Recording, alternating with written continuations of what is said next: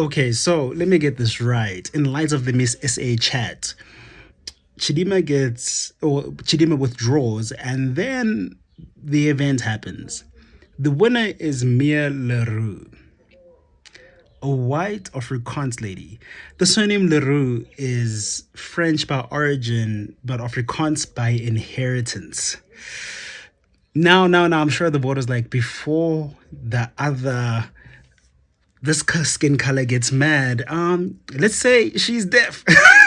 I mean, maybe that's the true story that she is possibly deaf. But listen, let's be honest. When that R1,000,000 deposit checks in the account, deafness will be cured instantly. Oh, black South Africans sit in silence while the rest of Africa is like, you kicked Chidima out, you bullied her to have Mariki take the crown. The irony. Once again, South Africa wants to show how psychologically enslaved we are. Problematic, painful, but yet the truth.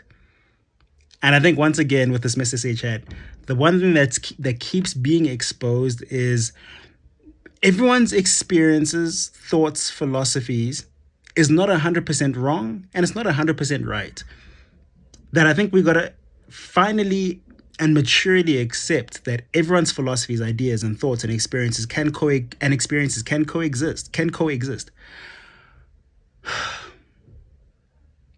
Because yes, maybe we do need to prioritize South Africans and black South Africans at all costs.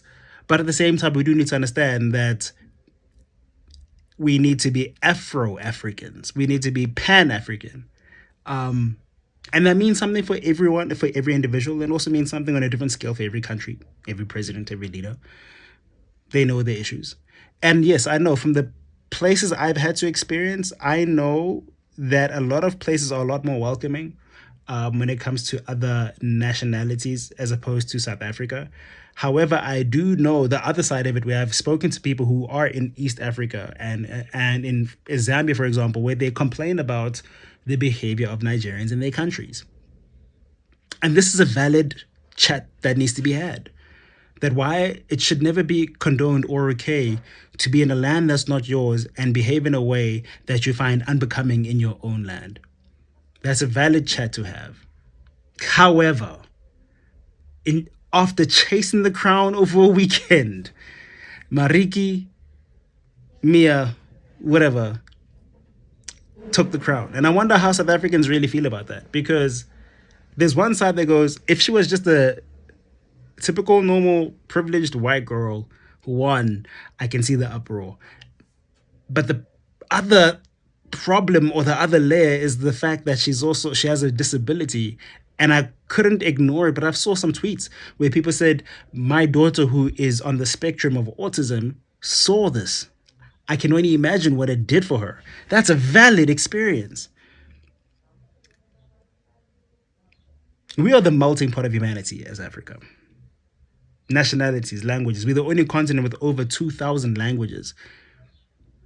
So the diversity that exists in one continent should be something worth celebrating, something worth acknowledging, but something worth having a dialogue over to understand each other's cultures, norms, behaviors, yeses, nos, and philosophies.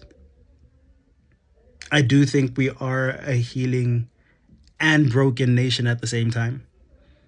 We're on the route to healing. It's just painful because there's a lot of unanswered questions, and there's a lot of demons we haven't ever seen before that we're meeting now. And it comes in the form of leadership. It comes in the form of people. It comes in the form of our own hypocrisy and our own bias. But this is something we all need to work on as South Africans. Mariki. When you find your voice, don't give it away.